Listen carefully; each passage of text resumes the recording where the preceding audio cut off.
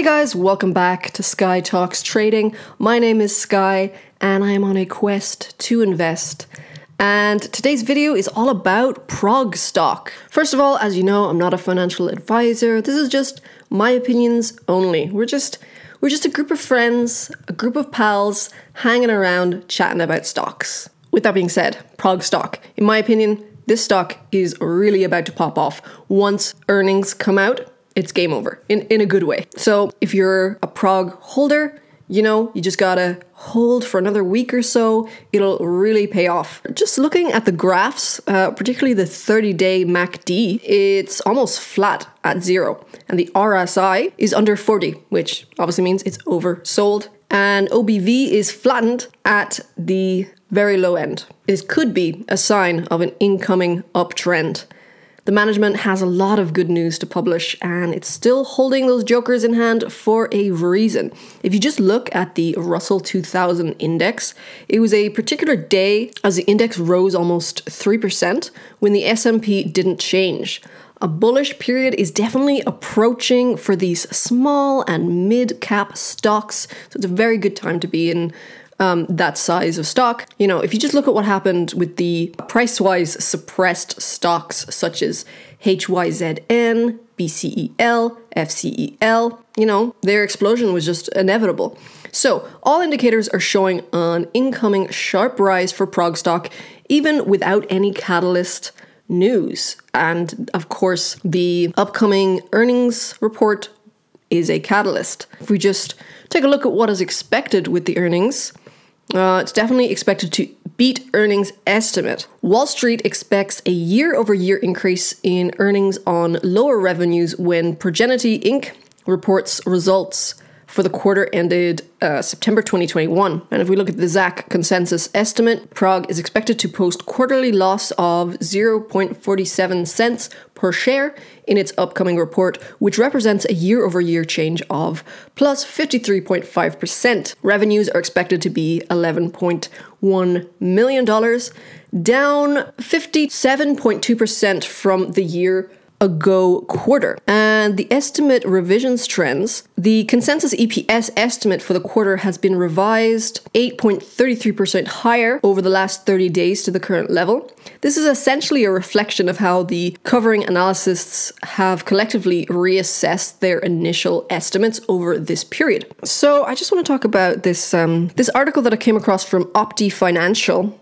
Don't think it's not exactly a very mainstream financial media outlet, but you know, that could be a good thing because I don't have to tell you why that's a good thing. So, and this is about Progenity's potential suitors. Of course, this is not financial advice or recommendation. It's just purely these people's own thoughts. Below, I will be talking to you about the potential buyout partners, how they relate to Progenity. Below is the cash on hand equivalence for the few companies that I believe have a privy interest in buying out Progenity. So yeah, they're basically looking at cash on hand to see if they have the funding available to purchase. The top 3 choices could be, firstly, AbbVie, and the ticker for that is ABBV. So they actually already have an existing partnership. They allow Progenity to use AbbVie's proprietary drug Humira for treatment of Crohn's disease. So far, they have shown success in animal studies. Humira is currently taken by injection, which is indirect. With Progenity's tech pill, they will be able to get more effectively. So this connection may allow AbbVie to consider purchasing or further pursuing relationships to use Progenity's products. Second is Amgen, AMGN, and they are known to be a leader in the colorectal cancer space. They have a drug called Lumakras that helps cancer patients, and the current objective response rate is 36%. Progenity could propel these percentages much higher beyond 70% if Amgen used Progenity's precision medicine technology. Also, there could be much more safety profile, which would help the overall health of patients. Amgen currently holds around $8 billion in cash, same as AbbVie. And last, of course, like we discussed in the last PROG stock video, Pfizer. So last but certainly not least, another drug that they have also been studying is tofactinib. It is is a JAK inhibitor that is used in treating ulcerative colitis. Pfizer has currently around $23 billion in cash, and representatives from Pfizer were at the recent PODD conference, which PROG also presented at. So yeah, this is relating to a theory that Progenity will be acquired for about $30+ billion, or $20 plus a share, by a larger biopharm company. As more scrutiny is bestowed upon their technology, they will be valued at a much higher price. Overall, the future looks very bright for PROG. Now, onto some other pretty nifty news stories.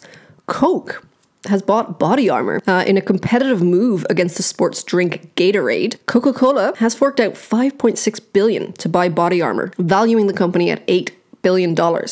Coke actually already owned 30% of the company and is buying out investors and sports celebrities. Gatorade continues to dominate market share in the segment, but Bodyarmour has been clawing its way up. In electric vehicle news, XPeng deliveries have absolutely exploded. When I say that, it always kind of sounds like the actual vehicles themselves have exploded. That is not the case. But yeah, XPeng saw its shares shoot up after the company said it more than trebled its vehicle output to cross the 10,000 units mark, despite the famous semiconductor crisis. It delivered 437 family sedans, 6,044 sports sedans, and 3,657 SUVs in October. Competitor Li Auto also reported a rise in car deliveries, but the market was underwhelmed in the wake of XPeng's performance. So in SPAC news, everyone loves SPACs.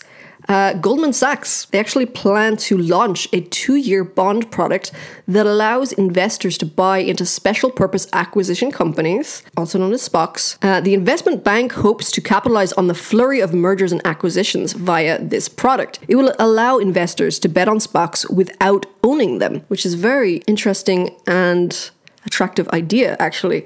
The product is referred to as SPAC-linked structure notes, and does not incur a management fee, which is also very attractive. So guys, that is all for today. Let me know if you got this far how the audio is today, because I got a new mic and there was some constructive criticism on my last video, which I really appreciate, that maybe I'm a little bit too close to the mic. So this time I'm a little bit further back, and hopefully it's kind of better.